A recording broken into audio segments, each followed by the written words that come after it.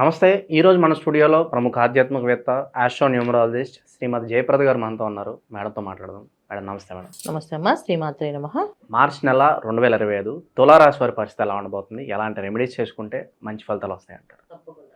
తులారాశి వాళ్ళకి గత మాసం బాగుంది, ఈ మాసం బాగానే ఉంది. మాసాల్లో బాగున్నప్పుడు బాగుందని చెప్పాలి, బాలేదని బాలేదని చెప్పాలి. పెద్దగా వరి అవ్వాల్సిన పని అయితే లేదు. అస్సలు లేదు. చక్కగా బ్రహ్మాండంగా ఉంది తులారాశి వాళ్ళకి. అన్ని రంగాల్లో ఉన్న వాళ్ళకి అభివృద్ధి బాగుంది. ఎందుకంటే శుక్రుడితో రాహు బుధుడు అందరూ కలిసి ఉన్నారు మీనరాశిలో. సో దానివల్ల ఏంటంటే అనుకున్న పనులన్నీ పట్టుదలతో సాధించుకొస్తారు. అంటే ఇప్పుడు దాకా పట్టుదల లేదని కాదు, పట్టుదల ఉన్నా పనులు అవ్వవు. ఇప్పుడు ఏంటంటే ఆ పట్టుదల తగ్గట్టుగా పని అయిపోతుంది, సాధించుకొని మొత్తానికి నెరవేర్చుకుంటారు. చేతిలో కొత్త కొత్త ప్రాజెక్ట్స్ వస్తాయి, ఏంటి కొత్త కొత్త పనుల్లో నెరవేర్చుకునే అవకాశాలు ఎక్కువగా ఉంటాయి. కొత్త ఉద్యోగాలు వచ్చే అవకాశాలు ఉన్నాయి. ఉద్యోగం మారాలనుకునే వాళ్ళకి ఉద్యోగం, కొత్త ఉద్యోగం మంచి ఆఫర్ లెటర్తో అవకాశం వస్తుంది. సో ఉద్యోగం మారుతారు. అలాగే వ్యాపారాల రంగంలో అభివృద్ధి అనేది కనిపిస్తుంది. అసలు ఆ వ్యాపారం చేయాలా వద్దా, అసలు అది కలిసి వస్తుందా కలిసి రాదా అనే డౌట్ లేకుండా బ్రహ్మాండంగా కలిసి వచ్చే అవకాశం పార్ట్నర్షిప్ బిజినెస్ కూడా బాగుంటాయి, ఇబ్బంది ఏం లేదు. సో పార్ట్నర్షిప్గా మొదలు పెట్టాలన్నప్పుడు ఆలోచించుకోవాలి. ఇప్పుడు మనం గోచారంలో ఏం చెప్తున్నాం అంటే బాగుందని చెప్తున్నాం.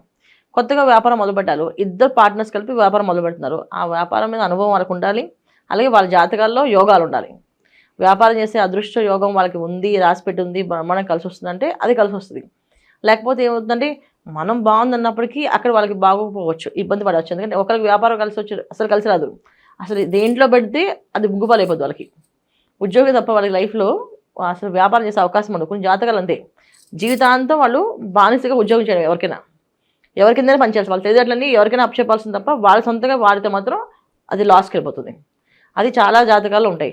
కొన్ని జాతకాలు ఏంటంటే అసలు ఉద్యోగమే చేయరు వాళ్ళు, జీవితంలో వాళ్ళు ఉద్యోగం చేయరు. కావాలంటే భార్య పోషిస్తారు, లేదా భర్త పోషిస్తారు, వాళ్ళు అలాగే ఉంటారు. కానీ ఉద్యోగం చేయరు వాళ్ళు, వ్యాపారాలు చేస్తారు, లేకపోతే ఇంట్లో ఉంటారు. ఇలాంటి జాతకాలు ఉంటాయి. సో ఇలాంటి జాతకాలు ఉన్న వాళ్ళతో మనం వ్యాపారం పార్ట్నర్షిప్ మొదలుపెట్టాం అనుకోండి, అప్పుడు ఏమవుతుంది, వాళ్ళది మనకున్న అంటుకుంటుంది, కాస్త ఇబ్బంది పడతాం. అందుకని వ్యాపారాలు ప్రారంభం చేసేవాళ్ళు ఖచ్చితంగా వాళ్ళ జాతకాలు పర్సనల్గా చూపించుకోవాలి. మా జాతకాలు ఇద్దరు బాగున్నాయా, మా ఇద్దరు కలిసి బిజినెస్ చేయొచ్చా, మా ఇద్దరు కలిసి వస్తుందా, ఇలాగ ఆలోచించుకొని చేయాలి తప్ప గోచారంలో బాగుందని చెప్పా కదా మొదలు పెట్టకూడదు. సో కాకపోతే మొదలు పెట్టే వాళ్ళకి అనుకూలంగా బాగుంది. ఇప్పుడు మొదలు పెట్టాలనుకున్నారు, సో ముహూర్తాలు అనుకూలత రావడంతో, పెట్టడంతో మంచి గుర్తింపు అనేది రావడం, బ్రాండ్ ఇమేజ్ డెవలప్ అవ్వడం, ఇవన్నీ జరుగుతాయి. ఇవన్నీ గోచరీత్యా అవకాశాలు ఉన్నాయి కనుక వీళ్ళు చేసుకోవచ్చు. తర్వాత వీళ్ళకి ఇంకా బంధువులతో వచ్చే కాస్తంత ఇబ్బందులు అయితే ఉన్నాయి వీళ్ళకి.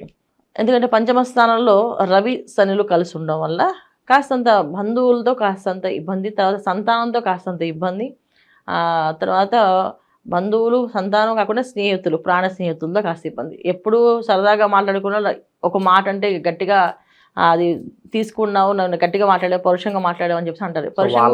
మోసపోయే అవకాశం అయితే లేదు, పరుషంగా మాట్లాడే అవకాశం ఉంది. పరుషంగా మాట్లాడే ఎప్పుడైతే రవిశనులు కలిసి ఉన్నారో ఖచ్చితంగా కాస్తంత అహం అనేది పెరుగుతుంది, వాళ్ళకి అహంకారం అనేది పెరుగుతుంది, అలాగే కొంచెం ఈగో అనేది పెరుగుతుంటుంది. సో అందుకని ఏంటంటే సరదాగా ఫ్రెండ్స్ వచ్చి ఏదైనా మాట్లాడితే వీళ్ళు ఎప్పుడు పట్టించుకునే వాళ్ళు ఎందుకు మాట్లాడామని చెప్పి రివర్స్లో మాట్లాడే కొంచెం గట్టిగా మాట పెరిగి అది వాదనలా పెరిగి గొడవలాగా వెళ్ళి రిలేషన్షిప్ కట్ అయ్యే అవకాశం ఉంది. సో అందుకని కాస్తంత జాగ్రత్తగా ఉండాలి.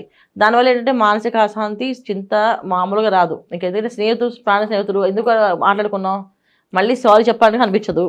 ఇలాంటి డిస్కషన్స్ అనేవి జరుగుతాయి కనుక స్నేహితులతో, బంధువులతో ఏదైనా శుభకార్యాల్లో వెళ్ళినప్పుడు కాస్తంత తక్కువగా మాట్లాడడం చాలా మంచిది వీళ్ళకి. ఆరోగ్య విషయం జాగ్రత్తగా ఉండాల్సిందే. ఆహార నియమాలు జాగ్రత్తగా ఉండాలి, ఆరోగ్య విషయంలో జాగ్రత్తగా ఉండాలి.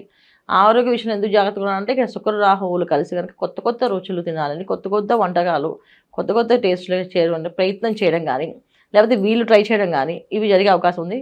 అయితే పెద్ద పెద్ద బయట వెళ్ళి తినడం కానీ ఉంటుంది. దానివల్ల కాస్తంత ఎవరికి జరిగితే వీళ్ళకి కొంచెం ఫుడ్ పాయిజన్స్ అయ్యే అవకాశం ఉంది, కొంచెం ఇబ్బంది పడతారు. దానివల్ల కొంచెం జాగ్రత్తగా ఉండాల్సింది, ఫుడ్ విషయంలో జాగ్రత్తగా ఉంటే చాలు వీళ్ళు. ఇక విద్యార్థుల పరిస్థితి మేడం, అలాగే విదేశీ ప్రయత్నాలు సఫలీకృతమయ్యే అవకాశాలు కనిపిస్తున్నాయి. విదేశీ ప్రయత్నాల వాళ్ళకి అనుకూలంగా ఉంది. విద్యార్థులు కొంచెం కష్టపడి చదవాలి. ఎందుకంటే కష్టపడి చదవకపోతే వీళ్ళకి ఏమనిపిస్తుంటే మేము చదివేయగలం, మాకు వచ్చేస్తుంది అనుకునే వాళ్ళకి రావు. అసలు మాకేమీ రావు అని భయపడుతూ వెళ్ళిన వాళ్ళు రాసేస్తాడు, బ్రహ్మాండంగా పాస్ అయిపోతారు. ఇది జరుగుతాయి ఇక్కడ. ఎందుకంటే ఏది అనుకుంటే దానికి ఆపోజిట్ జరుగుతుంది. సో ఆపోజిట్ జరగకుండా ఉండాలంటే మనం కంటిన్యూగా ఒక నామాన్ని స్మరణ చేసుకుంటూ వెళితే ఖచ్చితంగా బ్రహ్మాండంగా ఉంటుంది. మరి ఆర్థిక స్థితిగతులు ఎలా ఉండబోతున్నాయి? మనీ ఫ్లో అనేది చాలా ఇంపార్టెంట్. మరి ఆర్థిక స్థితిగతులు ఎలా ఉండబోతున్నాయి? అంటే వీళ్ళకి ఆర్థిక పరంగా గత మాసంలో కూడా తక్కువగా ఉంది, ఈ మాసం కూడా తక్కువే ఉంది. ఎందుకంటే డబ్బు వస్తుంది అనుకునే దాని ప్లేస్లో సగమే వస్తుంది, పూర్తిగా రాదు కానీ వస్తుంది, సరిపోతాయి. కాకపోతే అది ఎంతవరకు వస్తాయి అనేది మాత్రం ఎప్పుడు కూడా మిస్టరీ వీళ్ళకి. ఎందుకంటే రాహువు శుక్రుడు బుధుడు కలిసినప్పుడు ఏమవుతుంది, కొన్ని ఆలోచనలు మారిపోతుంటాయి. తర్వాత ఇప్పుడు ఎప్పుడైతే 13 తారీఖు నుంచి రవికోణం దాంట్లో మారుతారో కాస్తంత ఇంకొంచెం ఆలోచనలు, ఎక్స్పెక్టేషన్స్ ఎక్కువ పెరగచ్చు, లేకపోతే వచ్చిన డబ్బులు సరిపోకపోవచ్చు, ఇలా ఆలోచించే ఎక్కువగా ఉంది. కనుక ఆర్థికపరమైనది కొంచెం స్లో ఉంది, మిగతా అన్ని బాగున్నాయి. ఇక సినీ రాజకీయ ప్రముఖులకు కొంత గుర్తింపు కోసం చూసే వాళ్ళకు మంచి రిజల్ట్స్ ఏమైనా ఉండబోతున్నాయా? ఖచ్చితంగా ఉంటాయి వాళ్ళకి. ఎందుకంటే వీళ్ళకి ఉండే ఏవే గ్రహాలు ఉన్నాయో నేను బలంగా లాక్కునే శక్తి, అధికారంగా లాక్కునే శక్తి, రాజకీయంగా, కమర్షియల్గా. ఇప్పుడు బుధుడు అంటే మైండ్ సెట్, ఆలోచనలు అన్నీ కూడా తెలివిగా ఆలోచించడం, ఎలా సాధించుకోవాలి, ఎలా లాక్కోవాలి అని. ఆయన వెళ్ళి రాహుతో కలిసి ఉన్నాడు. రాహు అంటే ఎక్స్పెక్టేషన్స్ ఇచ్చేసి తీసేసుకుంటున్నాడు. ఆయన సొంతగా ఎవరు కానీ పక్క వాళ్ళని తీసుకుని ఇచ్చేస్తుంటాడు. సో అందుకే శుక్రుడు ఉన్నాడంటే కోరికలు తీర్చుతాడు, ఎందుకంటే రాష్ట్రంతో తెలియ వాళ్ళతో ఉన్నారు కదా. సో మూడు గ్రహాలు ఎప్పుడైతే మంచి స్నేహభావం ఉన్న గ్రహాలు కనుక ఇవి మనం అనుకున్నవన్నీ సాధించడం, పోరాడడం అనేది జరుగుతాయి. కొంతమంది రాక్షసులుగా కూడా ప్రాప్తిస్తారు, రాక్షసులా కూడా నేను సాధించేలా కావాల్సిందే అని మొండిగా కూడా మాట్లాడే అవకాశం ఉంటుంది. దానికి తోడండి భాగ్యస్థానంలో కుజుడు, మిథునంలో కుజుడు, అది ఇంకొంచెం అగ్రెసివ్గా ఉంటుంది. కాకపోతే ఏంటంటే అన్నిటికంటే వీళ్ళు తులారాశి వాళ్ళు తల్లిదండ్రులు జాగ్రత్తగా చూసుకోవాలి, తండ్రికి ఎటువంటి ఇబ్బంది రాకుండా చూసుకోవాలి. తండ్రి కొంచెం అనారోగ్య సమస్య రావడం కానీ, తండ్రికి ఎటువంటి కొంచెం ఆరోగ్య సమస్యలు అనేది కాస్త ఇబ్బంది పెట్టే అవకాశాలు ఎక్కువగా కనిపిస్తున్నాయి, జాగ్రత్తగా ఉండాలి. సంతాన విషయంలో సంతానం ఎలా ఉంది, ఎలా చేస్తున్నారు, ఎక్కడికి వెళ్తున్నారు, ఏం చేస్తున్నారు ఒక కన్ను వేసి ఉంచాలి వాళ్ళ మీద. ఎందుకంటే సంతానం పక్కదారి వెళ్ళే అవకాశం ఉంది, చెడు మార్గాలకు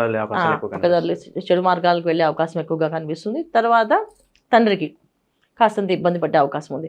సో వీళ్ళు కొంచెం జాగ్రత్తగా చూసుకుంటే వీళ్ళు హ్యాపీ. ఎందుకంటే వీళ్ళు సాధిద్దాం టైంలో తండ్రికి బాగాలేదు అనుకోండి, ఇంకా ఆగిపోతుంది. అలాగే పిల్లలు ఏదైనా దారి తప్పారంటే వీళ్ళకి డ్యామేజ్ అవుతుందా. సో డ్యామేజ్ అయ్యే అవకాశాలు, మానసిక అశాంతి అనేది ఈ మాసంలో తులారాశి వాళ్ళకి మానసిక అశాంతి, చింత అని ఉంది.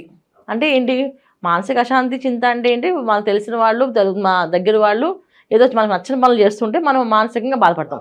శారీరకంగా కష్టం అని చెప్పలేదు ఇక్కడ, మానసికమైన చింత అని చెప్తున్నారు. అంటే మానసిక చింత అంటే మనకు తెలిసిన వాళ్ళతో బాధలు, కష్టాలు, మనం నచ్చకపోయిన పనులు జరగడం, ఇవి జరిగే అవకాశం ఎక్కువగా ఈ మాసంలో కనిపిస్తుంది వీళ్ళకి. దాని నుంచి వీళ్ళు బయటపడాలి. తప్పకుండా లక్ష్మీ సహస్రనామం చదవడం, లక్ష్మీ హృదయం చదువుకోవడం, లేదా లక్ష్మీ అష్టోత్తరం చేయడం. లక్ష్మీ సహస్రనామం వస్తే చక్కగా లక్ష్మీ సహస్రనామంతో ప్రతి శుక్రవారం చక్కగా అమ్మవారికి పూజ చేయడం, లేదు అంటే అష్టోత్తరం. సో లక్ష్మీ అష్టోత్తరం చాలా ఈజీ చదువుకోవచ్చు. అది ప్రతి శుక్రవారం చదువుతూ ఉంటే ఆ మానసిక ప్రశాంతత జరుగుతుంది. ఇంట్లో అంతా కూడా సవ్యంగా అన్ని పనులు జరుగుతాయి.